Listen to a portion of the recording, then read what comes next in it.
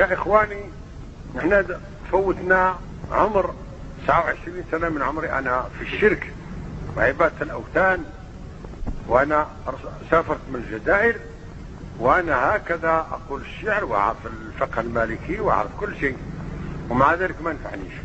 سافرت من الجزائر إلى فاس لأجل أزور خبر التيجاني، وعنده 3 أيام ونشتو 3 قصائد وطلبت منها في خير الدنيا والآخرة والعلم وكل شيء، ولكن أنا كنت في كفر وفي ضلال، وكنت أنا أعرف أن شيخنا المقدس المغفور رحمة الله عليه محمد بن العربي العلوي عرف أنه عدو التيجاني وما حبات لقبه أبدا، لكن ما شعرت إلا والله جمعني به، وهو جزاه الله خير تحيل علي وظهر لي من تواضع ومن المحبة اللي ما يظهرش واحد ولده، وقال لي يا ولد إذا أنت بغيت تبع الطريقة على العمياء والجهل والتقليد لك عهد الله ما نذكر هذه الطريقة بشر وانت معنا، وإذا بغيتها على العلم تعال أنا نظرنا حتى أنا كنت تيجاني، إذا غلبتني أرجعنا للطريقة، أغلبتك ترجع تخرج.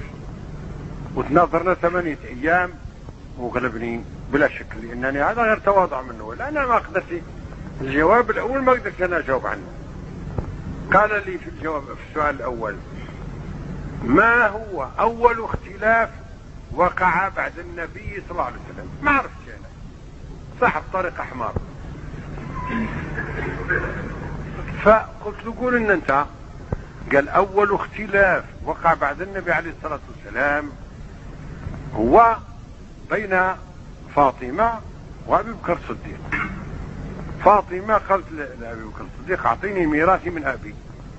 قال لها أبو بكر الصديق يا بنتي هاجيب لك 10 من خيار الصحابة اللي ما تشكيش في صدقهم، أن والدك يقول نحن معاشر الأنبياء لا نورث، ما تركنا صدقة، ما عندنا ما يتورثوا الأنبياء، ما يورثوا غير العلم، المال ما يورثوش. وفاطمة ما اقتنعتش وغضبت وعاشت غير 6 شهور بعد النبي عليه الصلاة والسلام وهي غضبانة على أبي بكر الصديق.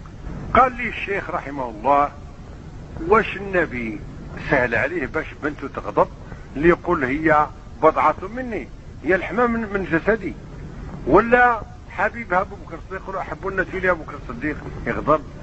لو كان يخرج التيجاني في آخر الزمان يقول له أنت حبيبي ومن أحبك حبيبي أنت من الآمنين وكل ما أحبك من الآمنين، علاش ما يخرجش لهذه المصلحة باش تصلح بين بنته وبين أبو بكر الصديق ويظهر فريق هذا كما ظهر الشيخ التيجاني؟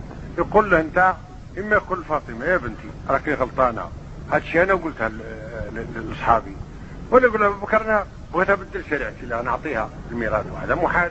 فهذا غير أول مناظرة غلبني فيها أول مسألة، ولكنه استمر يعني سؤال بعد سؤال حتى عرفت أنا فارغ حتى شيء ما عندي.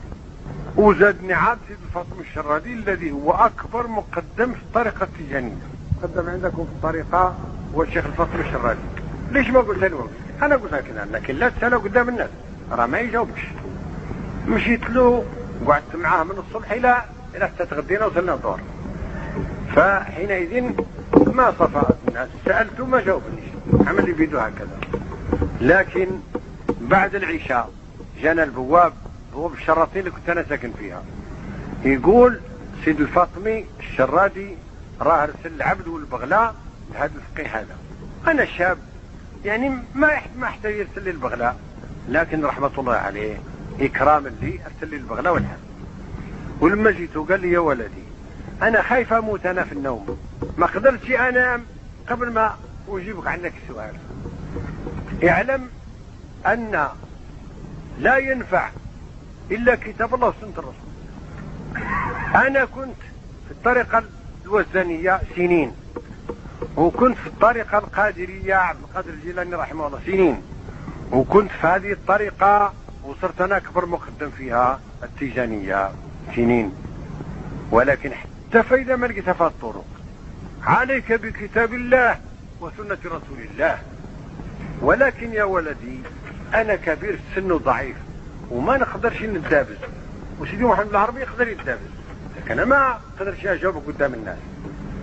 في الحاصل يعني علينا بكتاب الله وسنة الرسول، ونسأل الله تعالى أن يحيينا عليهما ويميتنا عليهما.